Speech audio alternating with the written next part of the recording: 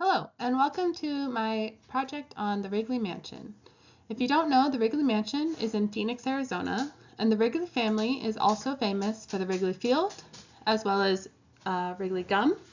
And as you can see here on the map, they have mansions as well as other homes in Green Gables, Chicago, Pasadena, and they own 95% of Catalina Island.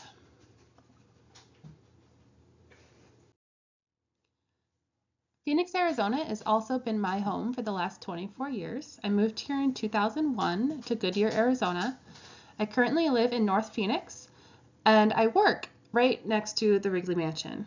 So you can see here on this map of Phoenix, Arizona, it's set up like a grid-like system. The blues are the avenues, the purples are the streets, and we're really close to Las Vegas, California, even Mexico. And if you go north to Flagstaff, you can get snow within like an hour and a half of Phoenix. So it's a really diverse area. But today I'm going to talk about the Wrigley Mansion. The Wrigley Mansion was built next to the Biltmore. It was a hotel location that William Wrigley Jr. Ended up being one of the main stakeholders in.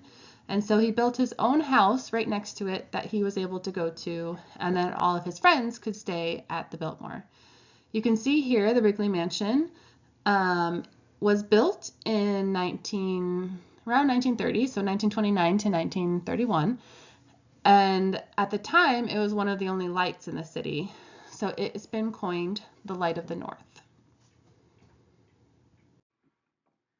Good evening. Welcome to the historic Wrigley Mansion, designed by Earl Hitt-Schmidt and built in 1929 to 1931 for William Wrigley Jr. The home sits on top of the hills of Phoenix, Arizona, and is one of the city's most iconic landmarks. The Wrigley Mansion is now a restaurant, event space, and museum of Arizona's early luxury architecture. Tonight, we take you inside for a rare look. The first thing you'll notice is the impressive entryway, the handcrafted doorway, the elegant stairs curling to the second floor, and the original chandelier with 3 carefully placed crowns. All speak to Wrigley's love of Spanish colonial design. One of the mansion's most distinctive features is the hallway, specifically created for Wrigley's wife Ada for the 50th wedding anniversary.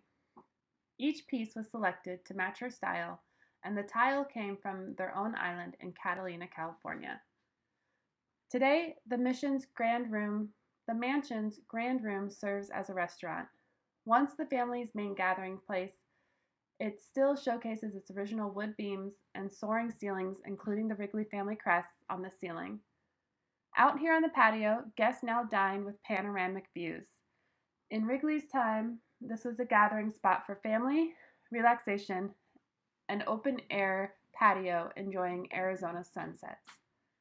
Down the hall is a formal dining room, where the famous architect Frank Lloyd Wright once visited. The ceiling remains unfinished after the original designer sudden passing, but the lighting fixtures remain fully original to the 1932 construction. We pass once more by the main entry as we head towards the quieter wing of the home. This is where a cozy reading room was built for Ada.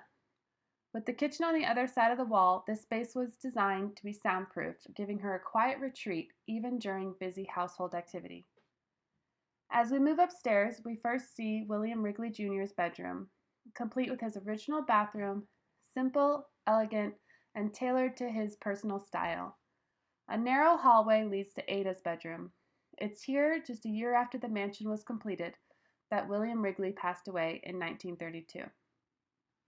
Throughout the mansion, historical artifacts tell the story of Wrigley's life and legacy, from original documents and maps to this rare photograph of Wrigley at the Chicago Cubs Stadium, the team he once owned.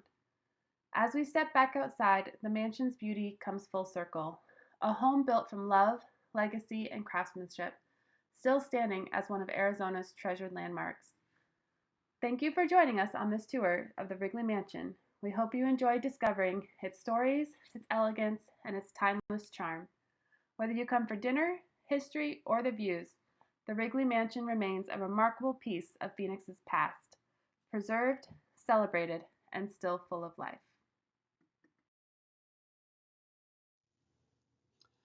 Lastly, you can see here the northeast elevation of the Wrigley Mansion, as well as the southwest elevation and the southeast elevation. But most of all, I leave you with this. A question. Is the Wrigley Mansion really haunted? Watch this video and let me know.